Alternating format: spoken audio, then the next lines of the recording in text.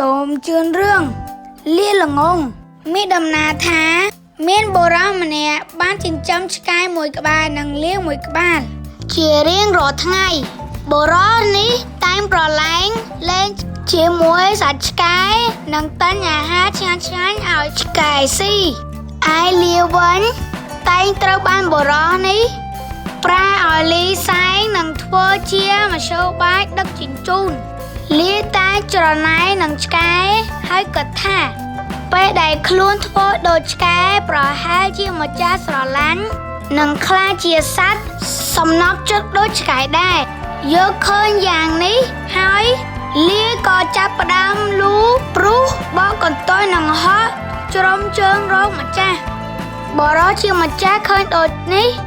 ថៃណាស់យល់ថាលានេះពិតជាឈួតក៏ហៅគេឯមកជួយចាប់មនុស្សម្នាជាច្រើនក៏បានដេញខ្លះវាយខ្លះស្រែកកុំហូបធ្វើឲ្យលាយភ្ញាក់តន់ចង្គង់នៅស្ងៀមតាំងពីថ្ងៃនោះមកលាយលែងហ៊ានធ្វើត្រាប់តាមឆ្កែទៀតហើយគំនិតអប់រំ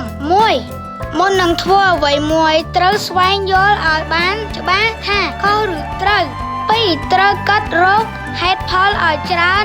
មុននឹងសម្រេចចិត្តសូមអរគុណ